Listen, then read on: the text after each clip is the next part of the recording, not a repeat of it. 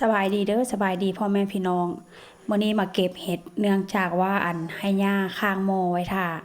ให้ย่าอยู่บ้านข้างหม้อไว้ท่าเด้อค่อยสิเฮ็ดแกงเห็ดว่าเซียนพี่น้อง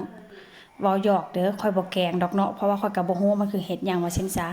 มื้อนี้พากันย่างมาเบิ่งแม่น้ำย่างผ่านเห็ดพี่น้องเอ้ยบ่ฮู้มันเห็ดหยังหลายแท้หลายว่าแล้วก็หน้าปึกเลย ถ้าเป็นบ้านค่อยเนาะก็สิฮ้องว่ามันเป็นเห็ดเฟืองจังซี่นะ แต่ว่าอันนี้ค่อยคิดว่ามันน่าจะบ่แม่นเห็ดเฟืองพี่น้องหลายแท้หลายว่าแล้วก็มีกลิ่นแบบมีกลิ่นคล้ายๆกับเห็ดเต็ดเห็ดตายเบื่อหั่นน่ะพี่น้องค่อยก็บ่กล้ากินดอกเนาะเพราะว่าเฮาบ่เคยกินแล้วอีกอย่างก็ย่าก็บ่พากินมาอยู่นี่หลายปีแล้วก็บ่เคยกินว่าซั่นซะมันสิมีเห็ดอีกเห็ดแบบนึงที่ว่าค่อยมากับย่ามันคล้ายๆกับคือเห็ดที่ค่อยซื้อมากินนั่นแหละพี่น้องมันคือเห็ดจำปีญอนนั่นนะ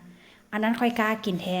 เพราะว่าย่าพามาเก็บแต่ว่าอันนี้มาแล้วมันเห็นเป็นแบบนี้ค่อยก็บ่กล้ากินแล้วอีกอย่างเนาะพี่น้องมันก็มีตัวทากตัวแมงลีนไหม้นะหลายเห็นบ่ตัวดำๆนี่แม่นได้นี่ได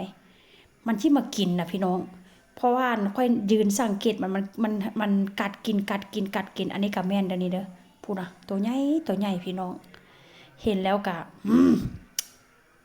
ปิ้งคือสิแซ่บ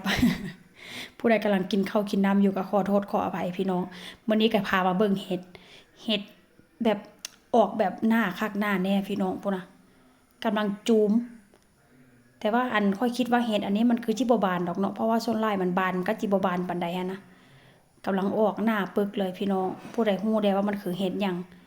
แต่ว่ามันน่าจะเป็นเห็ดตายเบื่อหั่นแหละพี่น้องเอ้ยข้อยก็บ่กล้ากินเนาะมื้อนี้ก็พามาเบิ่งซื่อๆจักว่าเป็นหยังปากนี่ก็ได้บ่แต่ว่าออกไปสิไปเก็บเห็ดก่อนหน้าย่างไปก็เห็นขาวจูนพูนอยู่พี่น้องแต่ถ้าบ่ฮู้ว่าเห็ดหยังอันนี้ก็แม่นเด้อนี่เด้อแต่ถ้าหากว่าบ้านเฮาเนาะถ้าหากว่าเป็นเห็ดแบบมีเฟืองหรือว่ามีหญ้าแบบนี้เนี่ยมันก็น่าจะเป็นคล้ายๆกับเห็ดเฟืองแต่ว่าเห็ดเฟืองบ้านเฮามันก็บ่เป็นแบบนี้นะเห็ดเฟืองบ้านเฮามันก็จะน่าจะดอกใหญ่กว่านี้แต่ถ้าหากว่าเห็ดเฟืองบ้านเฮามันก็เป็นตากินอยู่ดอกแต่ว่าอันนี้มันบ่เป็นตากินพี่น้องมันเป็นเห็ดตายเบื่อว่าซั่นซะอันนี้ก็แม่นได้อันนี้ก็แม่นเห็นบ่มันสิมักออกตามที่แบบว่าหญ้าที่แบบว่าหญ้ามันเป็นน้ำหรือว่าหญ้ามันเน่าประมาณนั้นนะพี่น้อง